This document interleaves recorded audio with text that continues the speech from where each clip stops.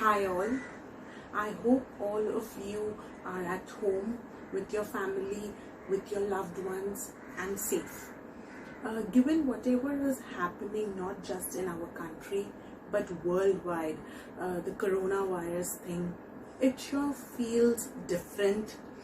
It sure feels unreal and unusual to leave off everything that we did on a daily basis, our daily routine, and just sit at home.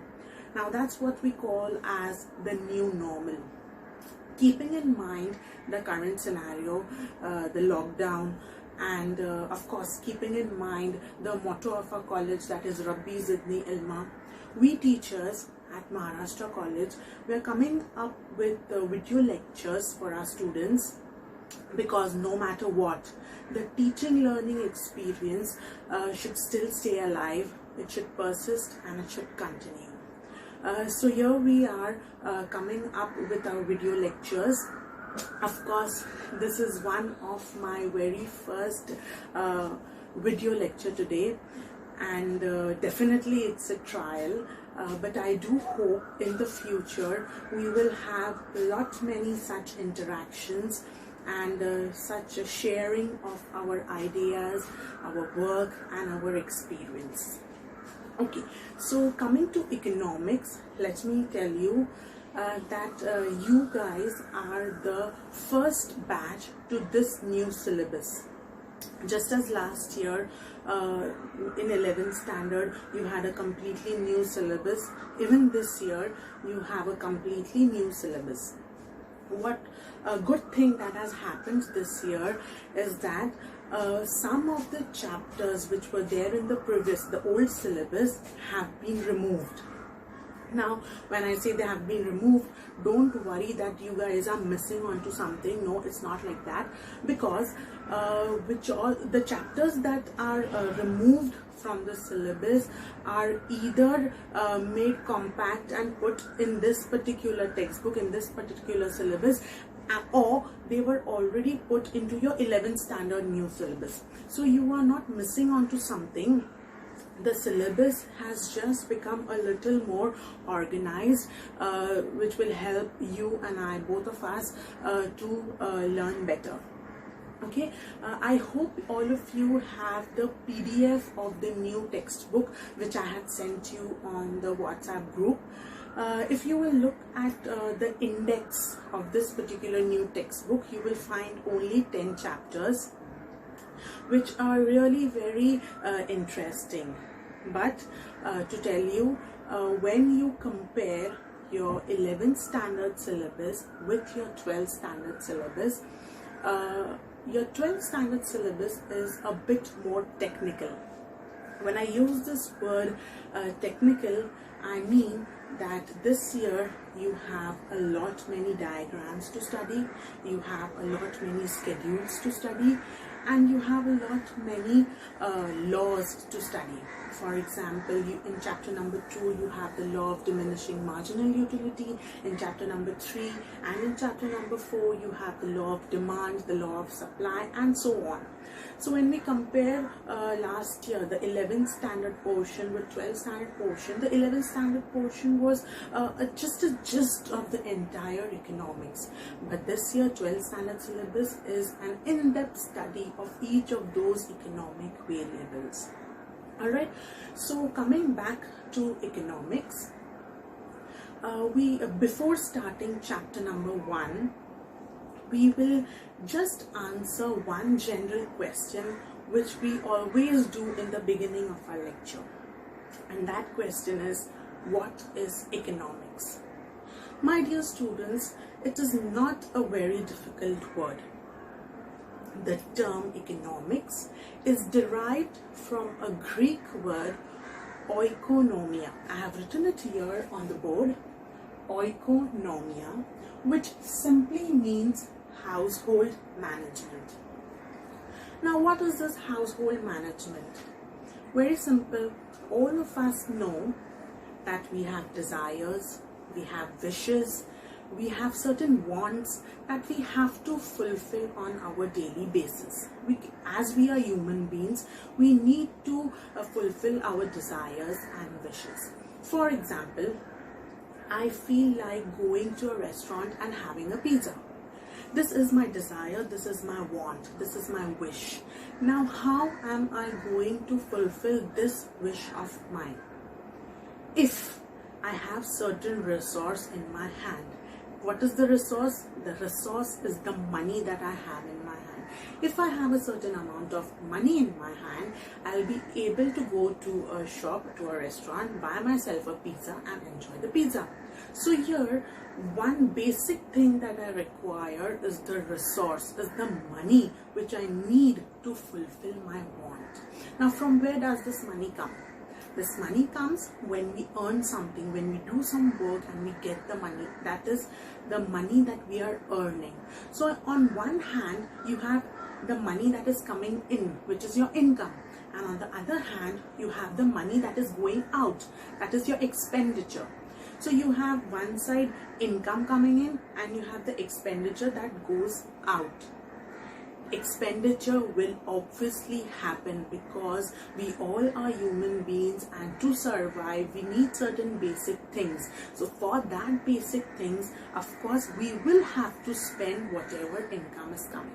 But a rational consumer is that person who gets an income, spends little or how much ever is required, and saves the rest of the amount of money. So here, how are you going to manage your income? The income which is coming to you, the resource which is coming to you is really very little. It is scarce resource. It is little resource. But on the other hand, your demands are more, your requirements are more, your needs and desires are more than the resource that you have. So what are you going to do? You are going to set up priorities. First basic priority, what comes next, what comes next. So according to your priorities, you are going to allocate your money to different sources, to different places where you are going to spend your money. For example, I have earned, say I have earned 5,000 rupees. Now, in that 5,000 rupees, I need to pay for my tuitions, I need to pay for my school, I need to pay for my clothes, I need to pay for my food, I need to pay for the electricity bill, I need to pay for the Wi-Fi bill. So what is the most important will come on top. You are going to allocate those 5,000 rupees into different fields, into different sections where what your requirements are. So basically, managing your income and your expenditure means economics. Now here we are talking on a very small scale, on a small level. That is the level of a single household.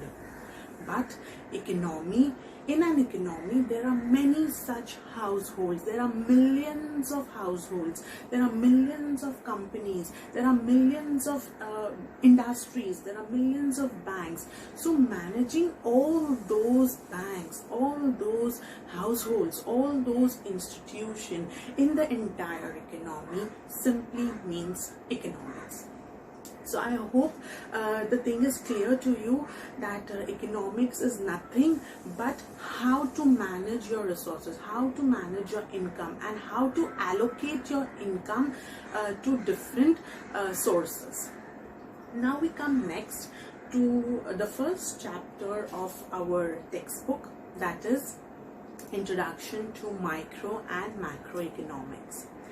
Now, micro and macro, I'm sure all of you remember what is micro and macro. Yes, these are the two branches of economics, microeconomics and macroeconomics.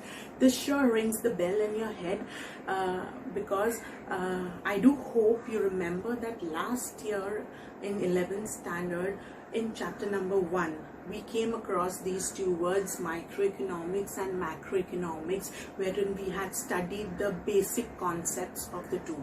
I do hope you remember that.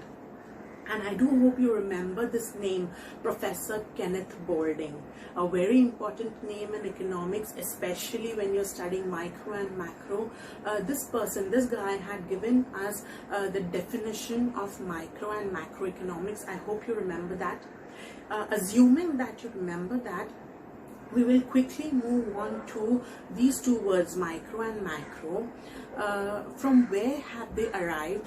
What does that word mean? Okay, I have written on the board here, microeconomics and macroeconomics are two major branches of economics. These two have been derived from Greek words, just like the word economics is derived from a Greek word oikonomia, which means household management. Similarly, microeconomics and macroeconomics have been derived from Greek words, which means the Greek words which are mikros. Micro is derived from mikros and macro is derived from macros. What are the meanings? I have written it down here. Micro or mikros means something that is really very small, something that is really very tiny, or a millionth part, the smallest part of something. On the other hand, macro means something that is very big or something that is very large. Okay, I hope you have understood the literal meanings of these two words. Now, why small, why large? What is this small and what is this large? Very simple. Just one little thing that I would like to share with you is, here in micro you see the letter I. Here in mikros you see the letter I. Micro derived from mikros, which means small. Why there is an I here? Just for your information, I stands for individual. Alright? Now here there is the letter A. A. What does this A stand for? A here stands for all together or aggregate. All together or aggregate. Aggregate means a total of something. Now here, micro, I stands for individual. Why? Because microeconomics is that branch of economics which studies everything individually or everything in particular. For example, this is a huge economy. Alright, you have a big economy, Indian economy. In Indian economy, there are tiny firms, tiny household, tiny businesses, tiny banks. It is not possible to study all of these together. So what do the economists do? They divide the entire economy into small units, and they study each of these units individually and not together. So that is why you have an I over here. I stands for individual study, one by one or one at a time. On the other hand, you have an A over here, which means all together. Here, macroeconomics is that branch of economics which is studying the entire, the total, the aggregate of the entire economy. It is not going to cut the economy into small units. It is not going to cut the economy into small bits and pieces. Rather, it is going to study the economy as a whole. So these two are the basic difference. A stands for all together or aggregate, and I stands for individual, one by one study, one at a time study. Now, I would like to share an example with you that most of the economists, they put forth. Economists say that microeconomics is just a study of a tree. But on the other hand, macroeconomics is the study of the entire forest. You got the difference? Macroeconomics is studying the entire country, the whole economy of that particular country all together. Whereas micro is studying only one tree, that is only one particular business, one particular household, one particular bank at one particular time. To give you a basic example, I would say that, for example, income. Income is a very important variable in economics. Now when I study the income of one particular person, that is a person's per capita income, it will come under microeconomics. But whereas if I study the income of all the people living in the economy, that is the sum total of every individual's earning, that will come under macroeconomics. So your national income is a broader concept, it is a big concept, so it will be coming under macroeconomics. But your personal per capita income is a narrower concept, and that is why it will come under individual study, that is microeconomics. So I hope you have understood so far the basic difference between the two. Okay, one very interesting example, rather I should say that it is a quote from a very renowned economist, Professor A.P. Lerner. He is a very well-known name in economics. He cites an example like, just as a human body is a very complex thing. You have a body which is seen outside, but inside you have lots of things that are happening in the human body. You have tiny cells, you have arteries, you have veins, you have bones, many millions of things inside one complex structure. Economics is just like a human body. When you're studying the entire human body as a whole, that will be macroeconomics. But on the other hand, when you're just picking up one cell of your human body and you're watching it through a microscope, when do we use a microscope? We use a microscope when we are studying something tiny in detail.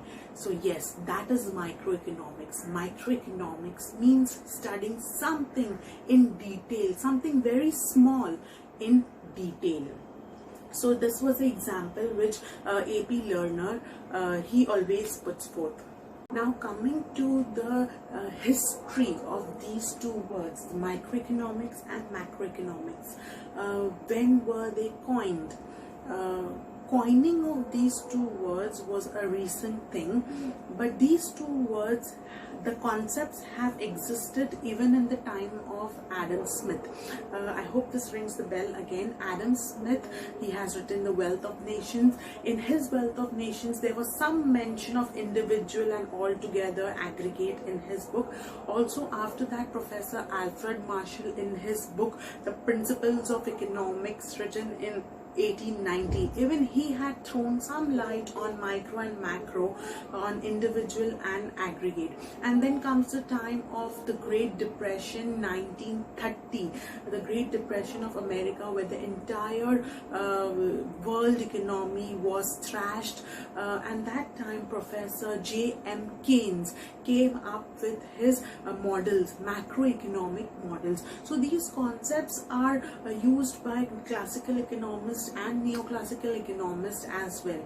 But the main person who came up with these two words for the first time was Professor Ragnar Frisch. A very important name in economics, can be asked to you in objective type of question.